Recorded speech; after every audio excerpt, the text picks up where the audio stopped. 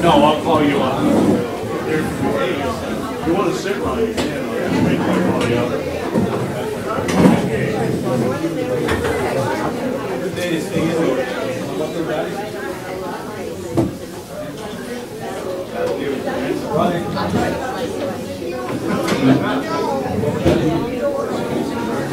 Come out there, John.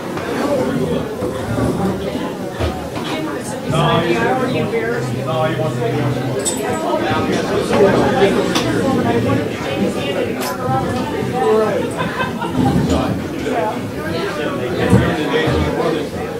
Oh, yeah.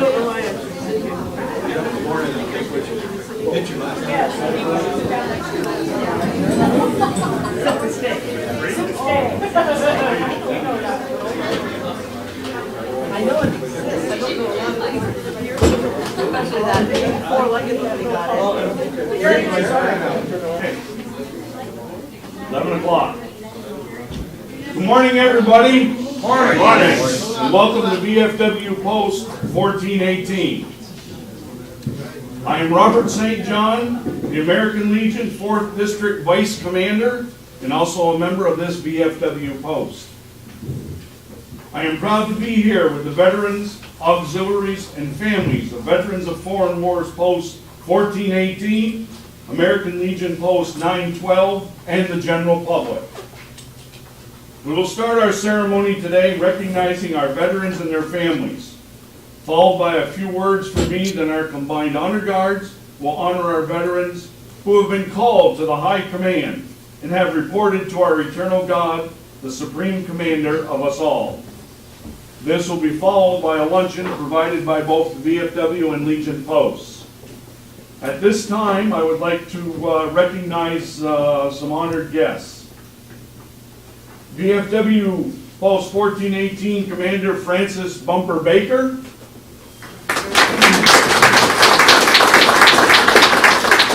American Legion Post 912 Commander Ron LeBlanc. Auxiliary Unit 912 President Amber St. John.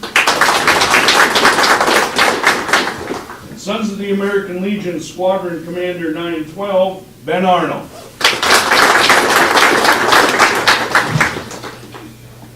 Our speakers this morning for our program will be Amber St. John, Charlie Whitesell, Ron LeBlanc, Linda Yell, and myself.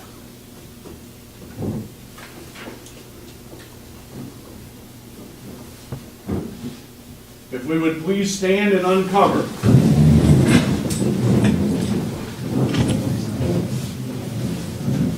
O God of hosts, we bow our heads in thankfulness for the victories thou hast granted us, to us and to the people who have united with us to stamp out the evils of aggression, intolerance, and greed.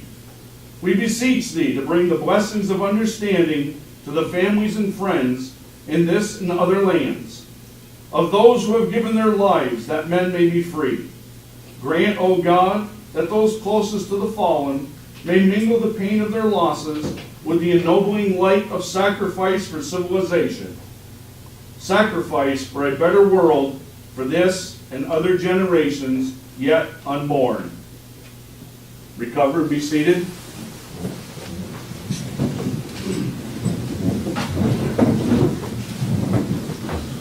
On this day, Veterans Day, we are commemorating the service of veterans of all wars.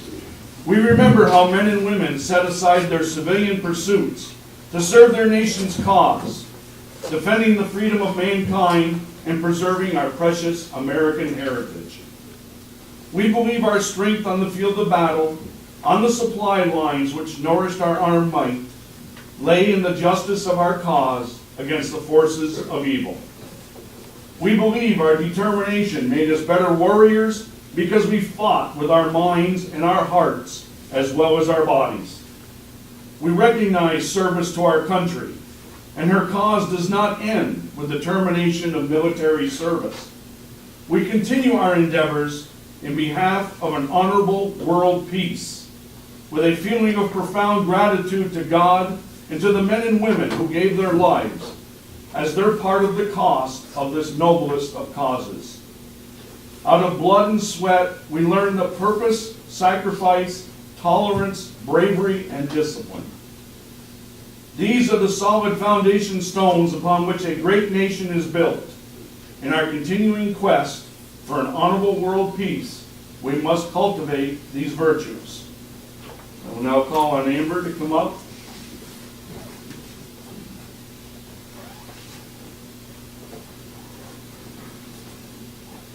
The waging of war involves more than just the combatants who fight to the death on the field of battle. The fighting forces begin at the fireside and in the hometowns. The repercussions of war's terrible brutality have chilled the heart and dimmed the hopes and dreams of many a loved one left behind on the home front. While the horrors of the battlefield may not have been our experience, we have lived with the terrifying loneliness created to answer an aggressor's challenge. In waging war, we have moved forward with a unity of purpose which made us strong, forgetting pettiness, egotism, and pride. Our hearts beat in tune with those in other nations fighting for freedom and the dignity and opportunity of mankind. In our constant quest for an honorable world peace, there is need for unity of purpose if we truly are to move toward a brighter tomorrow. Thank you, Amber.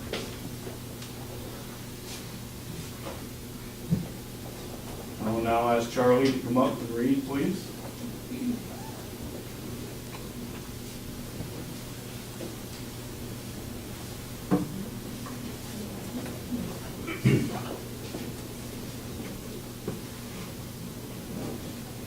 If there be glory in war, it is almost incredible spirit which it engenders. Those who offer their lives, sacrifice their all with magnificent abandon, heroism becomes contagious. Yet too in warfare, greed and brutality are epidemic. Too often it is these latter which persist in the peace that follows. Let us strive to see the same spirit of self-sacrifice is cultivated in peace as has been exhibited in war. It behooves us to rear new standards of success, to inspire youth in peace as youth was inspired in war. Public honor must be given where public honor is due, not to the manipulator of the market, the seeker after profit, power, or position, but rather let us honor the heroes of science who alleviate human suffering and carry to greater heights the standards of civilization. Let us honor those who in public service seek not how much they may secure from the nations, but how much they can give. Let us honor those who devote their lives to that education which will lead our children on to live and laugh and learn and love, as we have only dreamed of doing. Let us honor those veterans who carry into ordinary affairs of life a noble idealism and sincere capacity for self-devotion. Let us translate the devotion of war into a devotion of peace. Let us will to live as well as die for our country. Thank you, Charlie.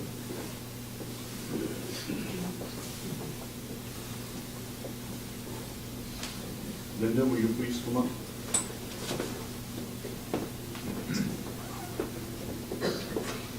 The hurts of war fall alike upon those who wear the same uniform, no matter how they may differ in race, creed, or culture. Those who fight together suffer together to achieve a common aim.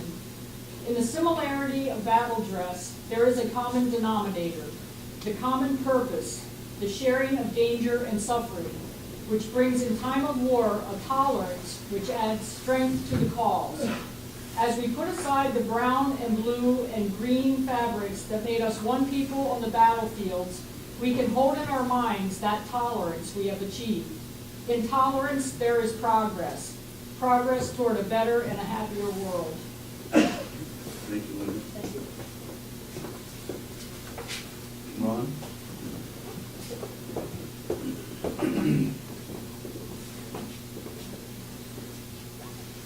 Courage is one of the virtues born of war. The courage of individuals and the face of danger, and the courage of nations to protect the weak and punish the aggressor. There is bravery to be shown in peace as well. May we recapture the courage which turned the wilderness into cities, that bound men together under government. We can turn slums into comfortable homes, turn uncertainty into certainty. We can reach new heights of civilization and opportunity for the men and women of this nation if we have the courage to expect and work for a better way of life. There can be romance in this challenge also, the bravery that fights for political, social, economic, and spiritual gains may be more difficult to practice, may be unsung when achieved, but it is all more worth striving for. Thank you, Ron.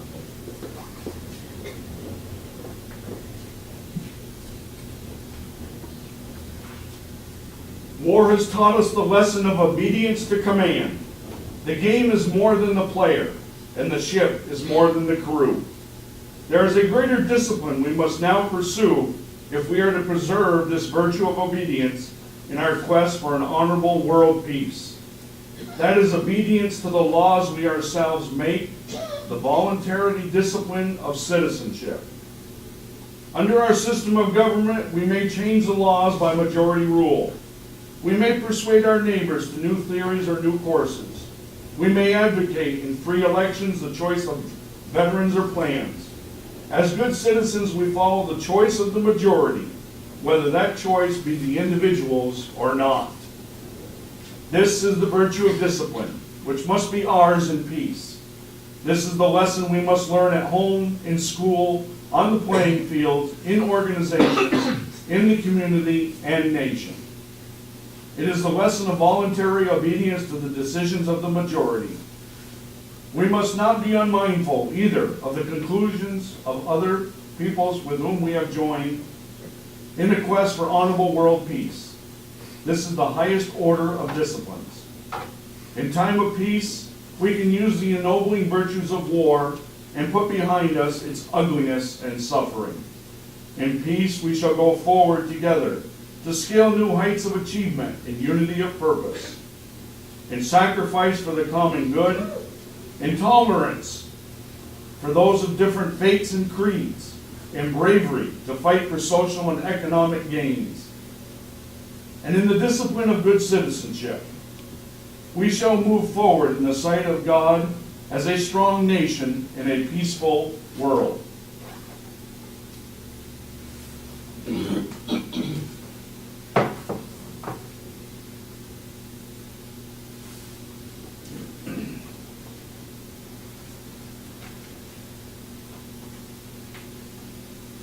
At this time, I would like to recognize the veterans that are here and their branches of service.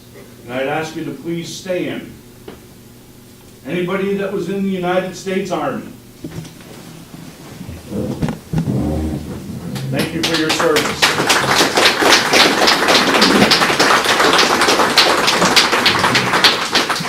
Anybody that was in the United States Marine Corps, thank you for your service. Veterans that served in the United States Navy, thank you for your service. Anybody that was in the United States Air Force, thank you for your service. And anybody that happened to be in the U.S. Coast Guard.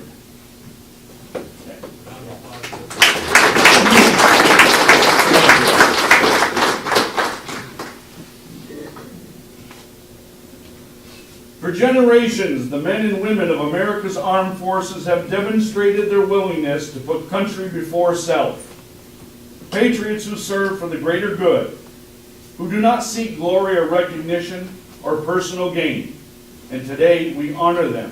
Today is their day. Our nation honors the contributions and sacrifices of the nearly 22 million veterans living today, and all those who have made the supreme sacrifice in the name of liberty and justice. History has provided us with extraordinary examples of their selflessness deeds. Our service members have emancipated nations, lifted cloaks of oppression and desperation, vanquished cruelty, and broken the shackles of tyranny. They have brought hope, faith, and liberty to millions of people around the world. But the number of people who have benefited cannot be calculated. It suffices to say the number of erected memorials or speeches delivered doesn't begin to represent the true scope of service our nation's veterans have provided. When then Governor Ronald Reagan introduced returning prisoner of war John McCain at a speaking engagement in 1974, the future president asked, "Where do we find such men?"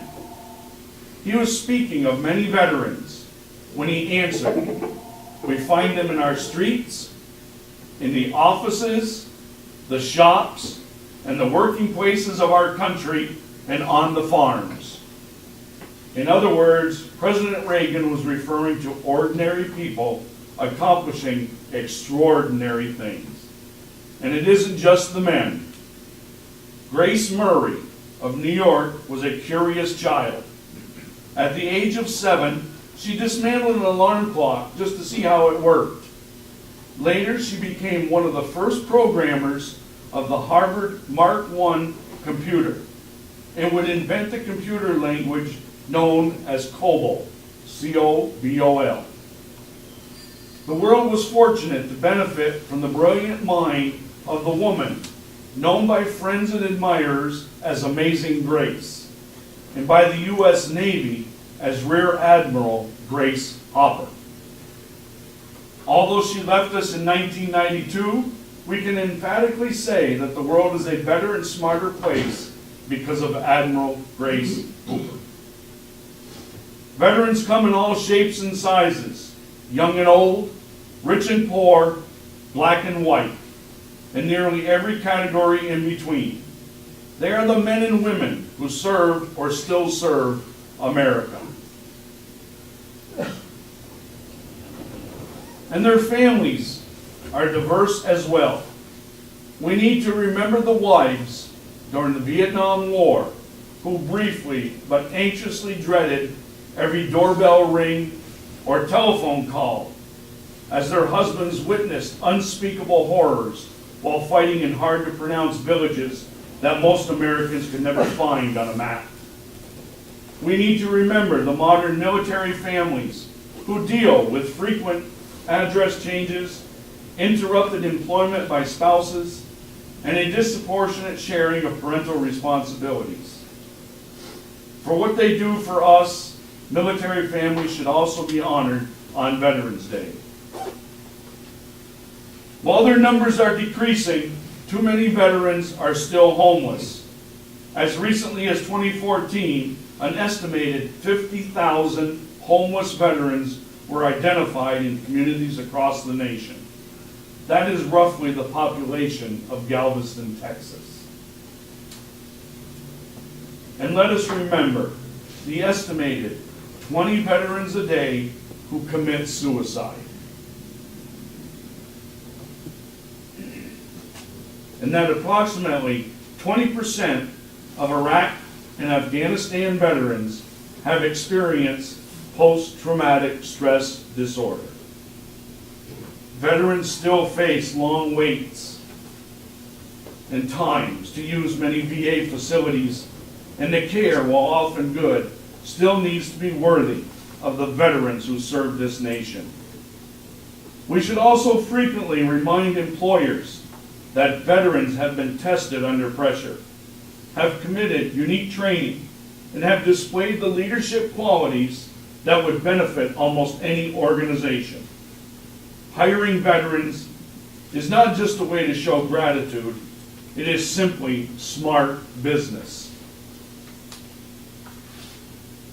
Veterans Day is an important but symbolic way of saying thanks. But we should insist that our elected officials produce meaningful laws and public policies that will enhance the quality of life for veterans and their families. The American Legion and Veterans of Foreign Wars are dedicated to remembering the legacy of all veterans because of what these men and women have done for us. And it matters to America.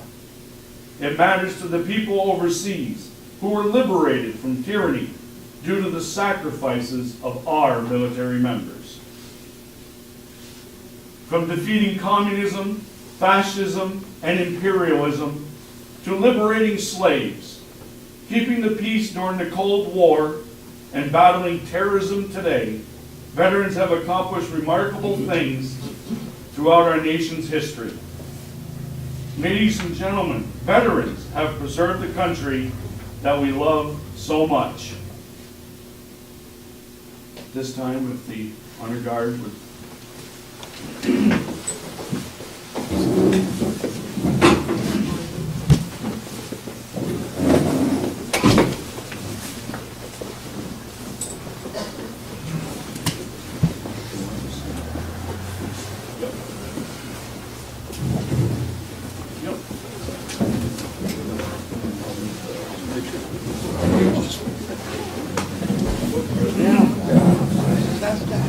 I want to thank you all for joining us in today's event.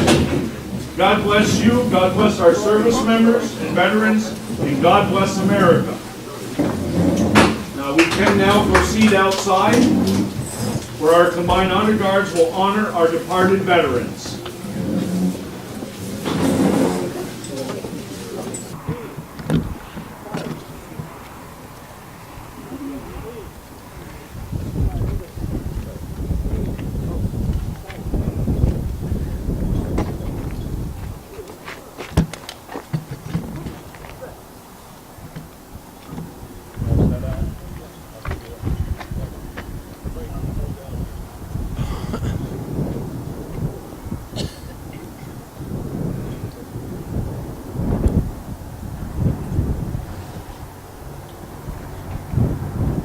Commander, at this time, honor our departed brothers and